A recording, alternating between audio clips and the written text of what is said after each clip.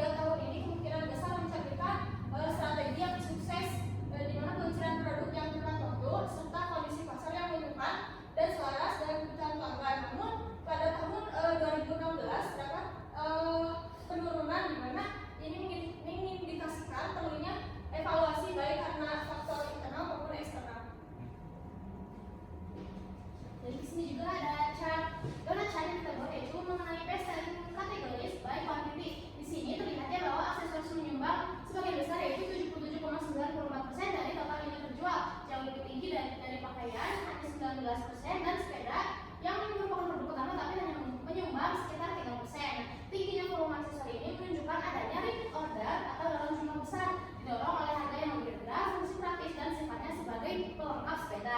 Nah, terminal ini tuh bisa diberikan strategi bisnis. Yang pertama memperluas lini aksesori, terus yang kedua ada menawarkan paket bundling dan membuat promosi atau program loyalitas untuk meningkatkan repeat order yang lebih besar dan retensi pelanggan. Selanjutnya ada top 5 products by revenue. Jadi top 5 ini didominasi oleh sepeda premium yaitu Road 150, Red 62 dengan menyumbang sebanyak 3,83 juta US dollar, diikuti model World dan model lainnya. Nah, meski kualitas rendah, sepeda ini bisa menghasilkan pendapatan yang tinggi karena termasuk harga premium. Namun sebaliknya, produk beralih secara kuantitas adalah aksesori murah seperti botol minum, sarung tangan atau lainnya. Nah, itu dibeli sering dan dalam jumlah besar. Ada dua kontras ya, jadi kita bisa menyimpulkan bahwa pembelian berulang atau repeat order itu dalam bentuk produk murah, sementara pembelian berdasarkan nilai dan rasionalis itu untuk produk mahal.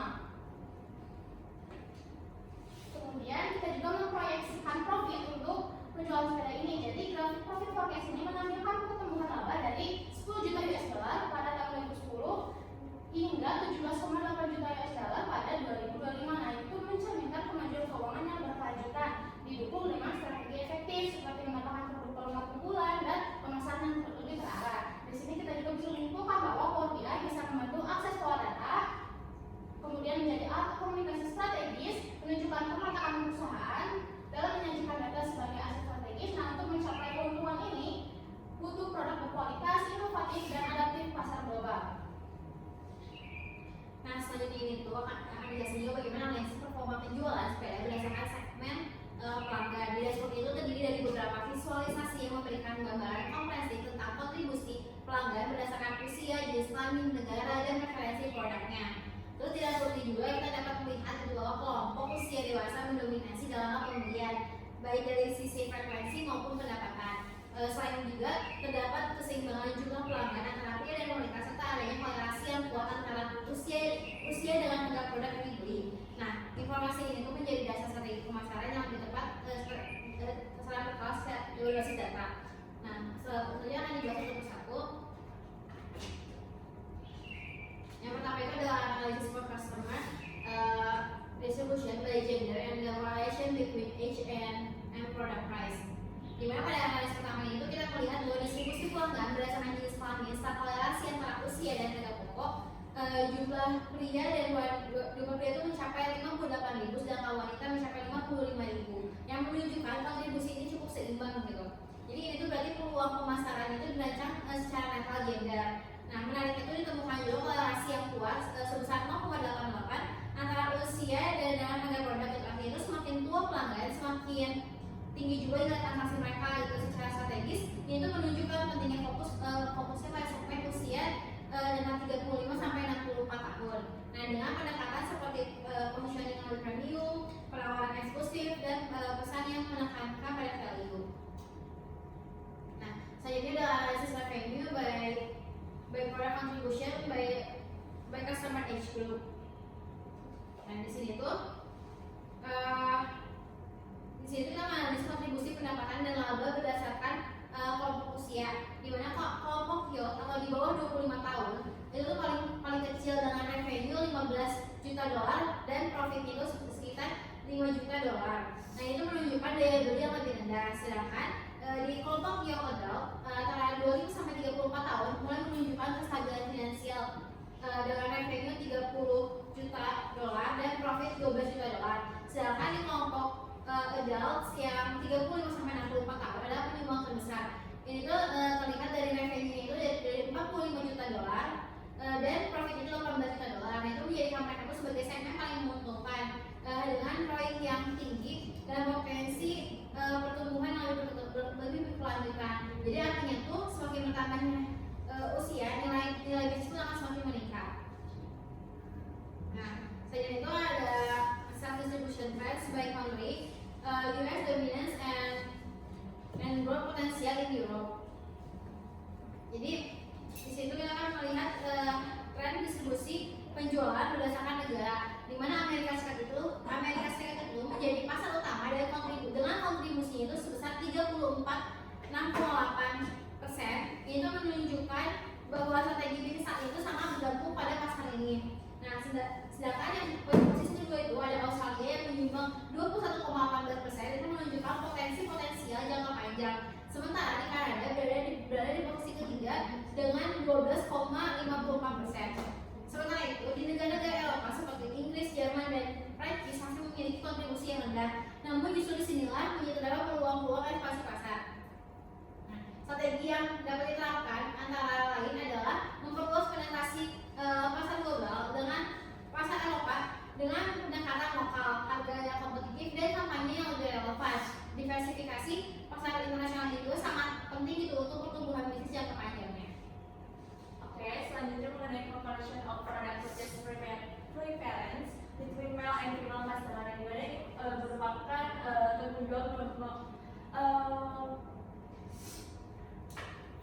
tren penjualan mengenai preferensi produk berdasarkan gender, yang dimana pria mencapai 58.300 pembelian dan wanita mencapai 54.700 pembelian, yang dimana di pria ini ada 3 kategori utama, yaitu aksesoris, sepeda, juga pakaian, dan yang didominasi oleh aksesoris sebanyak 36.300, dan di wanita juga didominasi oleh aksesoris 33.800. Sehingga dapat disimpulkan bahwa dalam penjualan ini aksesoris adalah hal yang paling diminati oleh kedua gender, sehingga hal ini dapat dijadikan sebagai fokus utama strategi dalam penjualan. Namun di sini juga sepeda tetap penting karena sepeda mendapati penjualan kedua, dan meskipun pakaian ini terendah, tetapi pakaian ini tetap merupakan hal penting dalam penjualan karena berkontribusi kecil namun melengkapi kebutuhan pelanggan.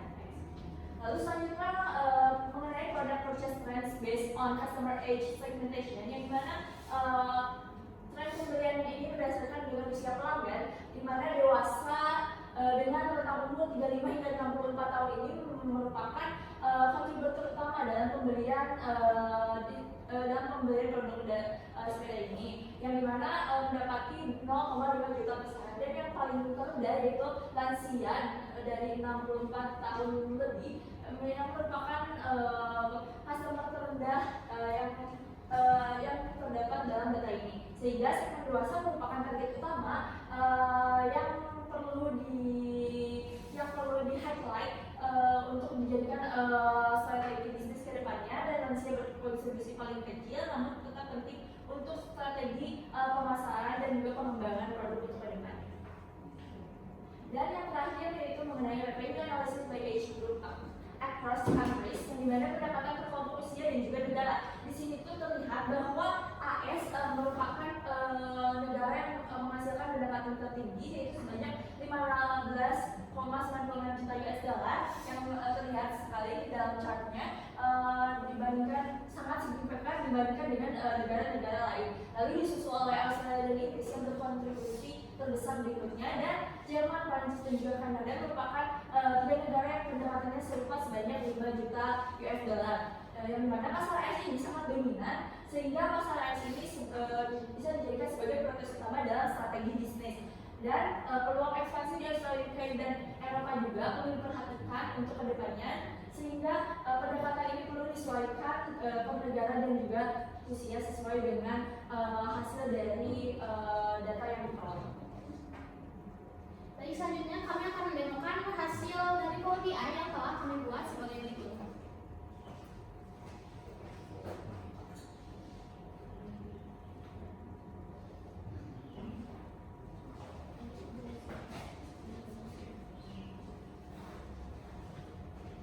Oke, di sini kita yang pertama dari dalam Power BI ini kita membuat tabel, yang dimana ada 4 tabel, yaitu age group, country, product kategori, dan juga subkategori. Nah, age group ini itu merupakan kolom yang digunakan untuk mengelompokkan pelanggan berdasarkan dengan rentang usia, misalnya 18 hingga 25, 12 sampai 25, dan seterusnya. Nah, pengelompokan ini itu sangat berguna untuk menganalisis preferensi produk berdasarkan generasi atau segmen usia tertentu. Nah biasanya data ini tuh berasal dari kolom umur yang kemudian dikategorikan ke dalam kelompok umur. Lalu yang kedua mengenai country, kolom ini menandakan negara asal pelanggan. Dengan menambahkan dimensi negara itu, kita tuh dapat melihat persebaran preferensi atau perilaku konsumen secara geografis. Nah ini tuh sangat penting gitu, karena dalam konteks bisnis, karena itu kan kita dalam konteks bisnis internasional atau e-commerce lintas negara. Lalu selanjutnya mengenai produk kategori. Nah di tabel selanjutnya ini menunjukkan klasifikasi utama produk seperti bike, clothing atau aksesoris. Nah kategori itu memberikan gambaran umum mengenai jenis produk. Di sini ada jenis produk yang dibeli pelanggan, yang juga berguna untuk melihat tren penjualan berdasarkan dengan kelompok produk tertentu. Gitu. Lalu selanjutnya yang terakhir yaitu subkategori. Yang dimana subkategori ini adalah rincian lebih spesifik dari kategori utama. Misalnya dalam kategori bikes terdapat subkategori mountain bikes, dan road bikes berdan clothing itu memungkinkan analisis yang lebih mendalam mengenai produk mana yang lebih disukai dalam suatu kategori. Nah, dan apa sih fungsi dari mutable ini? Yaitu sebagai dasar untuk membuat visualisasi interaktif, lalu memudahkan dalam membuat filter atau dan segmentasi, lalu menjadikan struktur data yang rapi dan siap untuk analisis berbasis dimensi ganda. Ya. Nah, selanjutnya juga kita membuat 3 mini kolom. 3 mini kolom. Yang pertama itu ada DNAME. DNAME itu kita menggunakan format date, sales date dengan format dalam kutip DDD. Nah itu untuk menandakan nama-nama hari. Sementara dari yang kedua itu ada sales kategori. Kita menggunakan rumus switch through sales revenue lebih besar menggunakan X sama dengan 10 sama dengan medium dan low. Nah kemudian yang terakhir itu ada mono. Kita menggunakan replace value.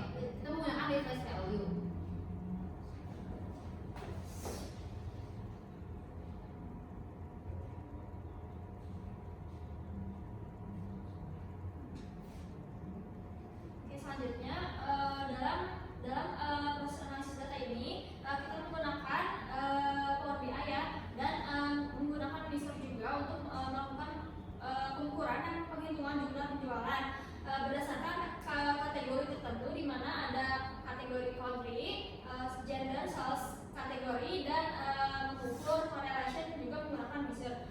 Contohnya untuk setiap negara di mana ada Australia, Kanada, France, Jerman, UK, and US, di mana ini menggunakan rumus calculate yang dikombinasikan dengan KOA, di mana semua pengukuran Visor juga menggunakan rumus ini. Baik, selanjutnya setelah dibuat new table dan column Indonesia akan dibuat star skema seperti ini. Jadi di sini ada satu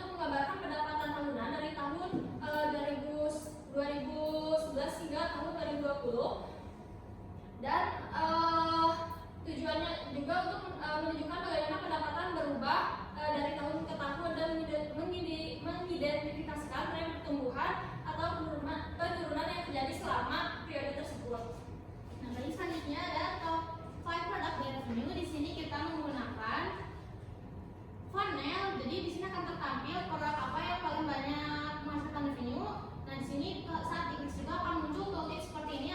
Datanya akan muncul ya, jelas. Kemudian ada juga profit forecast. Di sini kita menggunakan line chart untuk mengetahui garis tren apakah meningkat, menurun atau malah mendatar. Kemudian ada base selling categories. Di sini kita menggunakan donut chart. Akan terlihat bahwa aksesoris menyumbang kuantitas terbesar seperti ini. Di sini juga kita membuat slicer. Kita berdasarkan tahun. Misalkan kita ingin melihat data tahun 2013, maka datanya akan berubah mengikuti data real pada tahun 2013. Di sini juga dibuat 3 card, ada product list, profit total, dan revenue total untuk mempermudah membaca untuk memahami data tersebut. Yang page kedua kita membuat sebagai berikut. Di page kedua itu kita membuat 2 slicer yang dengan style markdown. Itu tuh ada slicer slider country slicer sama gender slicer. Nah, itu untuk memfilter seluruh visualisasi di dashboard hanya untuk negara dipilih dan dengan gender yang dipilih. Nah, yang pertama itu ada profit versus revenue per age group. Itu menggunakan chart column bar chart vertikal. Itu untuk menampilkan 2 metrik profit dan revenue untuk setiap kelompok usia. Nah, kalau mereka itu punya perbandingan visual antara kelompok, dan dia warna yang berbeda itu membedakan antara profit dan revenue.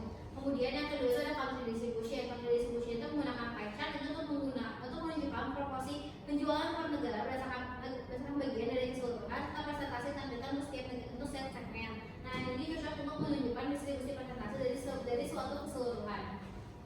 Oke, selanjutnya yaitu prepare product kategori by gender, yang dimana ini membandingkan kuantitas jualan antar kategori produk dan juga berdasarkan gender pelanggan, yang dimana yang digunakan adalah bar chart horizontal yang setiap batang mewakili kuantitas penjualan dalam satu kategori produk dan menggunakan warna yang berbeda untuk membedakan gender, misalnya di sini biru untuk pria dan sebagainya. Lalu selanjutnya itu customer purchase preference by age, yang dimana ini menggunakan vertical column chart.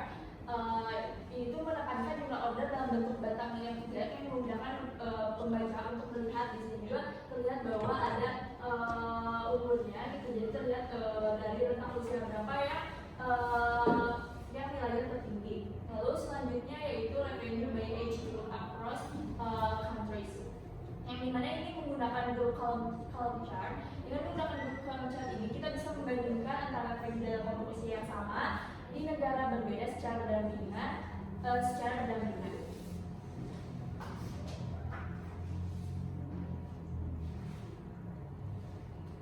Nah, selanjutnya itu ada kendala di mana keterbatasan yang pertama adalah keterbatasan data. Karena data ini dari Kaggle yang hanya mencakup periode 2011 sampai 2016 tidak mencerminkan tren terkini.